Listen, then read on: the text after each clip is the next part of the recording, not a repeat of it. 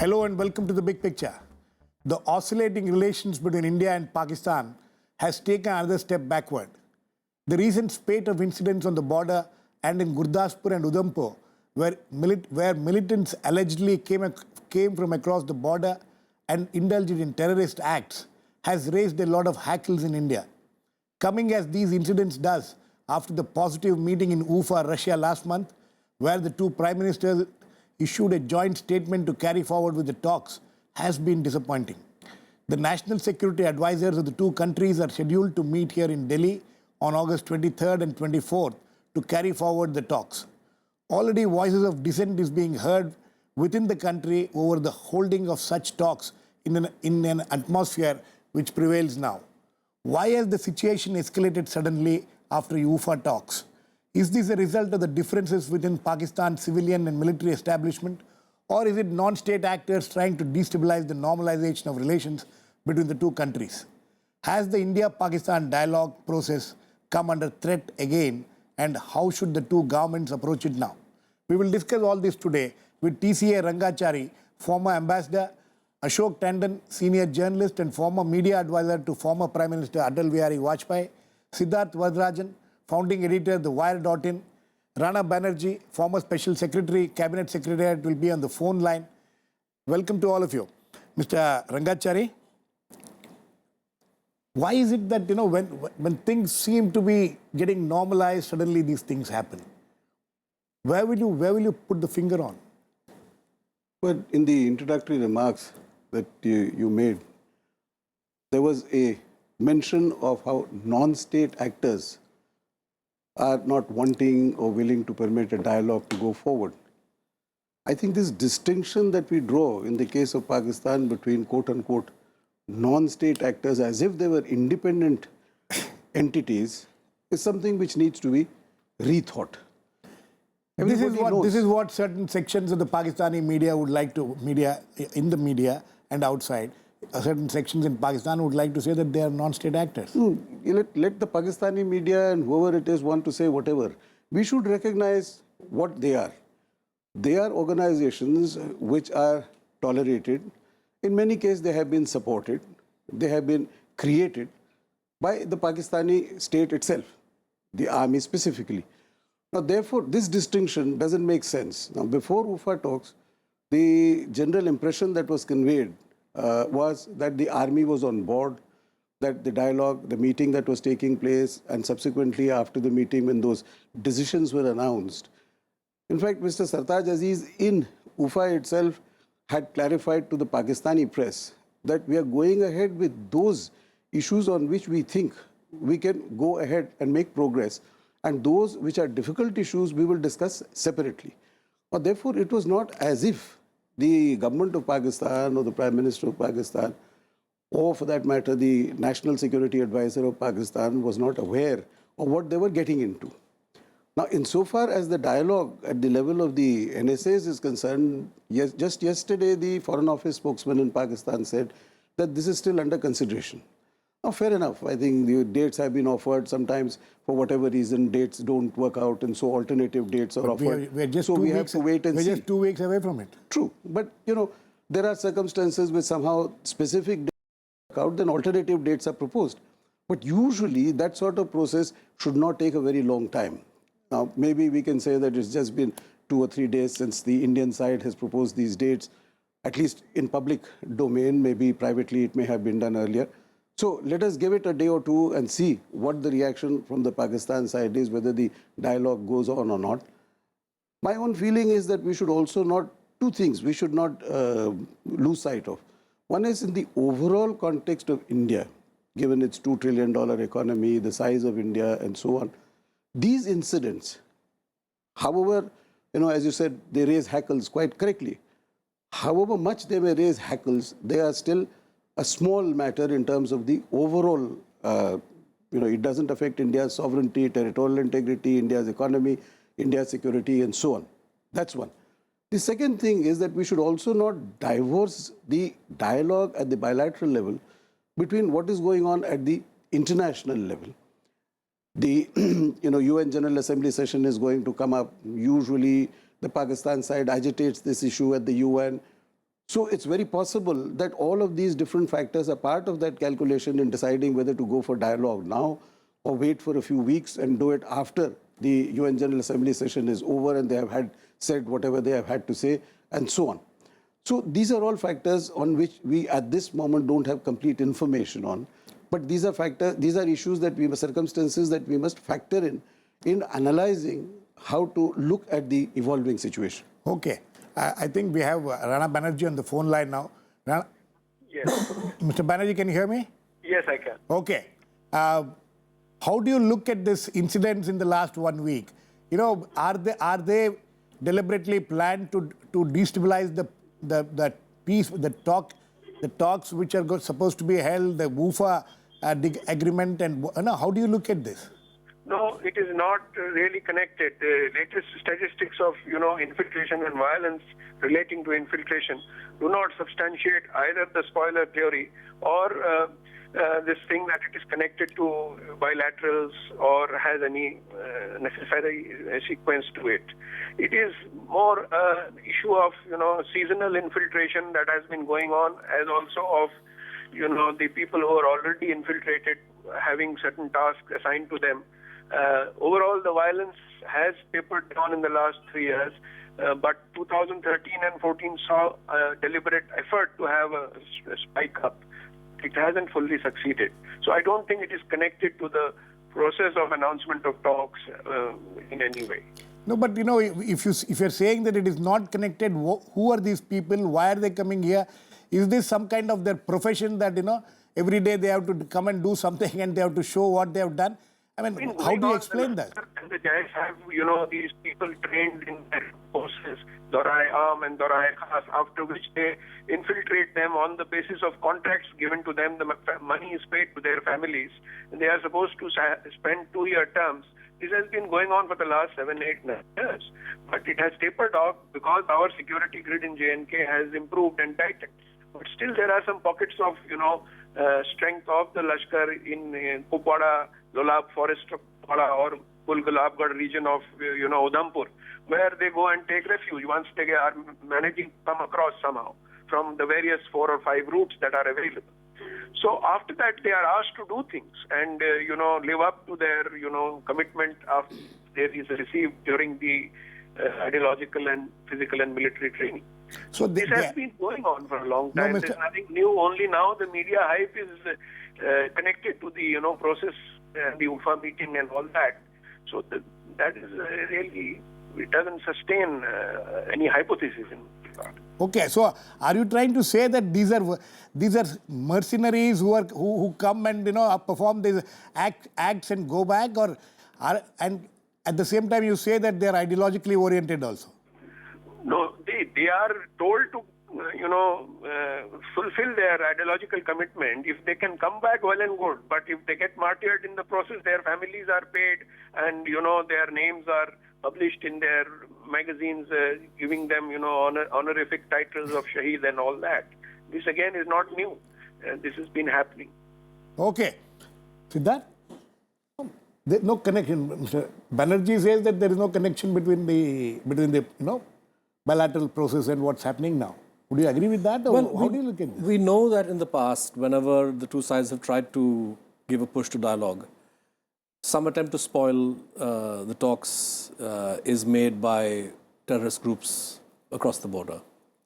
Whether these two incidents are part of that process or part of the more underlying ongoing process of infiltration, and I think Mr. Banerjee may be in a better position to assess that than I.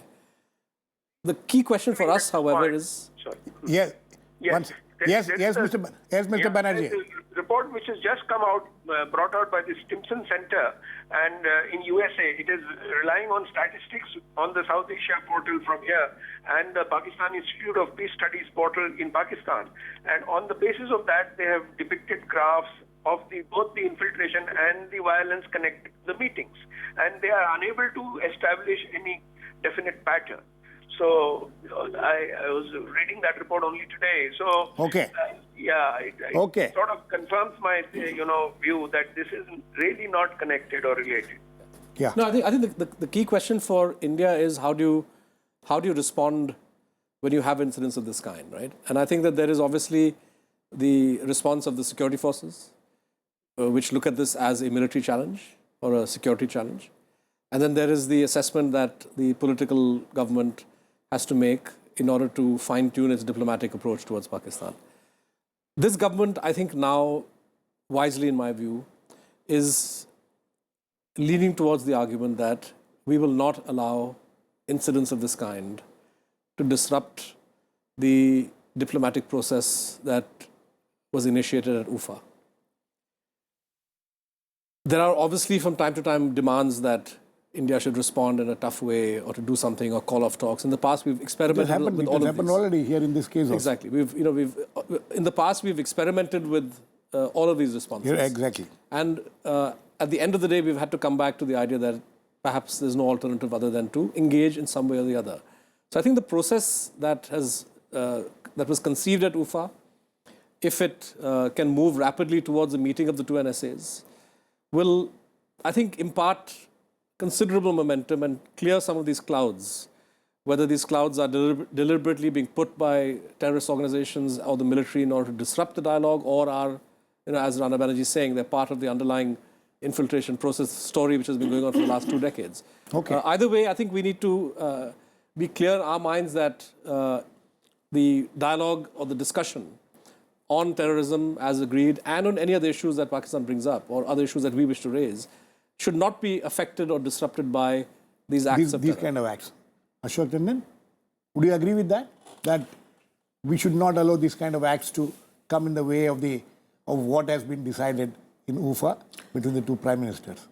Yes, of course, because in the past also, we have not allowed such things to come in the way of... no, we had. There has been, as he said, there has been different responses to yes, but at the end of the day, before. India has never shied away from the talks since 1972 Shimla Agreement, whether it was Lahore Declaration or like that. But the thing is, which my friend Ranga was mentioning, that we need to realize the ground reality in Pakistan.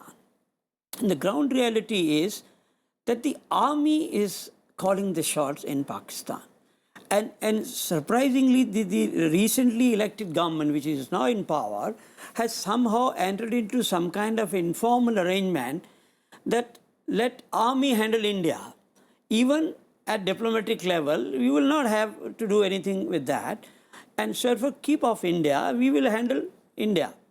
So therefore, the helplessness of the elected government in Pakistan somehow makes the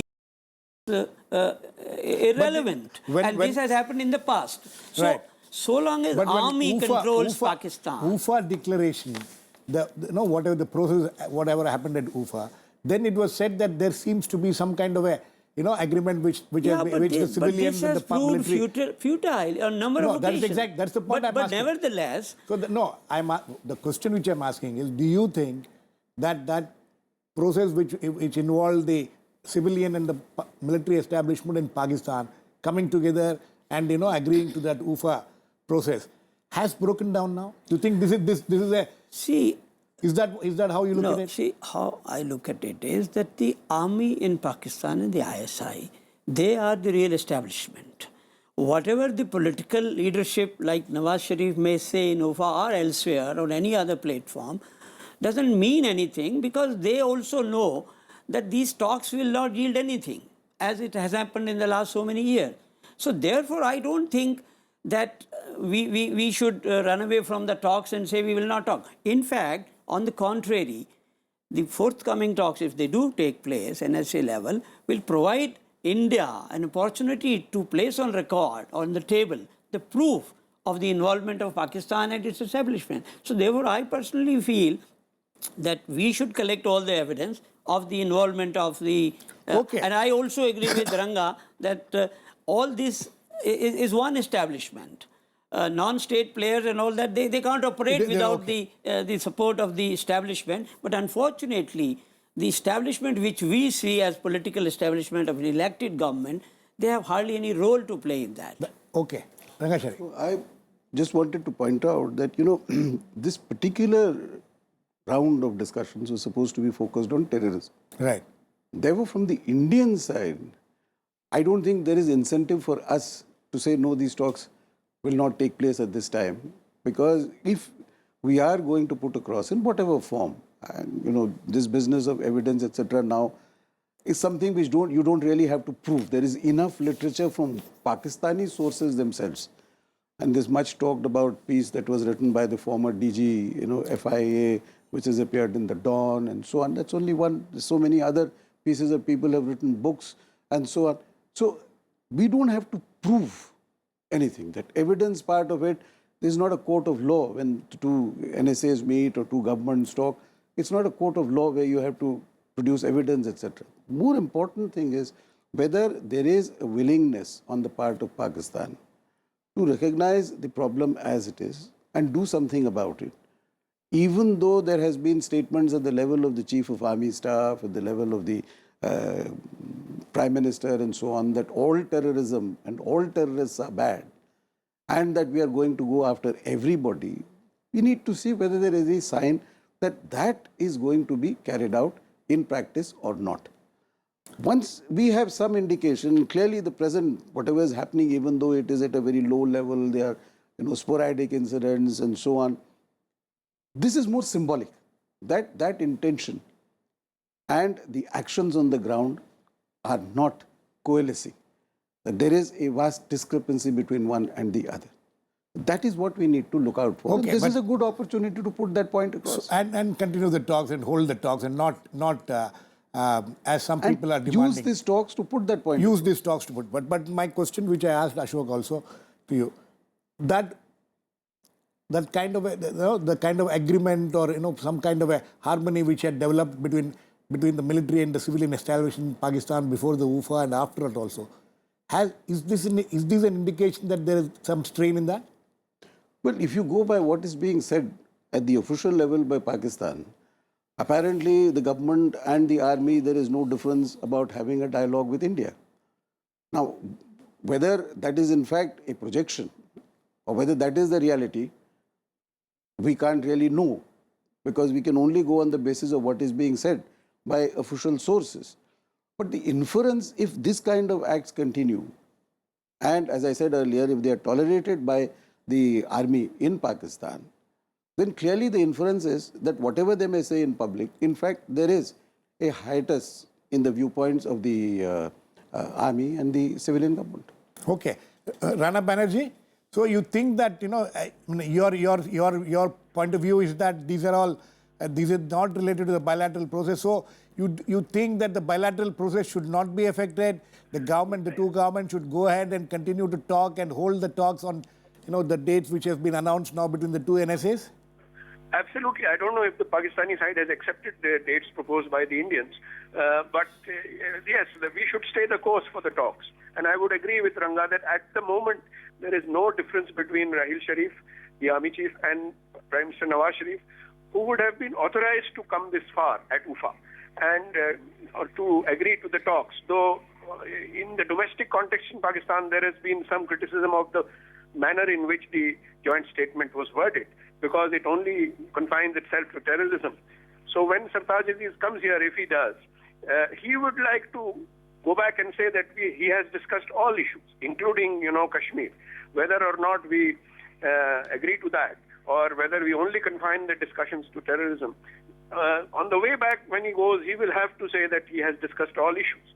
So we should not have too many expectations, but we should go ahead with the process that has been agreed to. Okay, Ashok, the pressure on the government, the Indian government now, because in the past the kind of stand which different governments have taken, the present government, when it is in the opposition, which it had taken, now it will have to take a different kind of a stand. Don't you think those pressures will work on them? Or do you think that they'll be able to overcome those pressures? See, first of all, as far as the security is concerned, I think the government is very clear that we will have to take tough position on the border, which I think perhaps the orders have already been issued to the army as well as the security forces to deal with any situation with a firm hand. Having said that, the pressure whether to go for talks or not, I don't think there's much of a pressure, because generally overall the feeling is that we must seize this opportunity and convey to Pakistan in very clear terms that This is exactly what is happening. So I think as far as the security is concerned, certainly there is a pressure. And I think both the defense minister as well as the home minister, they already realize the situation that they will have to be tough with the infiltration and any other misadventure which may be there in their mind. But I don't think the government is under any pressure not to go for the talks. Siddharth, would you agree with that? Yeah, I mean, the usual stridency that one encounters after a terrorist incident of one kind or the other is absent. And the reason for that is that the BJP is in power now. So the kind of, otherwise, they would have been the most strident. Precisely. I mean, the kind of The demands Shiv Sena has come out with a statement. Yeah, I mean, Shiv Sena is kind of quite marginal now to the ruling arrangement in Delhi. So I think Mr. Modi can ignore them. But the main thing is that he, after showing, to my mind, considerable even confusion over the past year as to what his Pakistan policy should be, has now decided that what we've done at UFA is what we should do. So I think that he will not be deterred by what has happened in Udhampur or Gurdaspur and will proceed. And I think we also need to not be, you see, there should not be unnecessary aversion to the requirement that that the civilian government in Pakistan may have for phrasing the outcome of this meeting in a way that suits them. Kashmir is a dispute between India and Pakistan. There's no question about this. It is an issue that we've discussed, that we are officially committed to discussing. Whether it formally figures in the agenda for this meeting or comes in, it's bound to come up. If India talks of terrorism, Mr. Aziz will say, well, the root cause of terrorism is Kashmir. So whether you like it or not, Kashmir will be discussed. So I don't think we should be allergic to the idea that A, Kashmir will be discussed, and B, that Mr. Aziz would like to make a big announcement about, or a big song and dance about the fact that Kashmir was discussed. Because for his own domestic reasons, Nawaz Sharif cannot afford to go back, to have Sartaj Aziz come back with the impression that only issues of concern to India are discussed. So I think we also need to be a bit broad-minded on this and to recognize that just because Kashmir is discussed and the Pakistanis say Kashmir is discussed, doesn't mean that the ground status changes. The skies don't fall on anybody's head. Rangachari, no, another question. The thing is, even after UFA, when there are certain sections in Pakistan which felt that Nawaz Sharif had given away too much. He did not discuss the core issues. The statement did not reflect that. So you think that those kind of feelings within Pakistan may have resulted in a section of the establishment creating these kind of problems in India? Well, I think, at the border. This is where I think on the Indian side, we have to be very vigilant in the way in which we think and the way in which we articulate our thoughts in regard to terrorism. Terrorism is not acceptable. The United Nations resolutions say terrorism in any form, for any reason, is not acceptable. Therefore, for anyone, whether it is Pakistan or any other country or any organization, to say that there is terrorism because of Kashmir is something we must reject absolutely outright. There should be no place at all for any rationalization on this basis. Terrorism is not acceptable, and it should not be acceptable irrespective of whether you are on this side of the border or on the other side of the border. To the extent to which it affects Pakistan, Pakistanis keep saying this. But to the extent to which it affects India, there seems to be some kind of an attempt to legitimize, to rationalize that because Kashmir is not solved, therefore terrorism is there and terrorism should be acceptable for that reason. I think this logic should be rejected completely. This is number one. In regard to whether, the question that you asked, it flows from this. That these kind of activities that we are seeing in Udhampur, Gurdaspur, Pulwama, wherever else, Pakistan itself should be interested in preventing this. Absolutely. Because of their commitment to combat terrorism in all its forms. And also that they have themselves been victims of it in the recent past, Whatever other reasons they may be. Okay. They cannot argue that it is justified for them to, create, I don't encourage, think they would say they're justified. But would you like to react, Siddharth? Because, he's saying something about what you said. I mean, I think it's very clear from what I said that neither am I justifying. I'm just saying that you need to anticipate the argument they're going to make. So whether we like it or not, Kashmir issue will be raised. You may not agree with the logic on the basis of which they raise it, but it will be raised. We need not be so allergic to the fact that when he goes back to Pakistan, in whatever context he chooses to make it public, if he says, I discussed Kashmir issue with Ajit Doval. That's what I'm saying. So that if you make that a deal breaker, and if you say, oh, how could he say that? Then I think we have a problem. Yes, yes, Ashok. I just want to make one point that, see, whenever there are talks between India and Pakistan, at whatever level they have taken place in the last 30, 40 years, see, unfortunately, there is a media hype.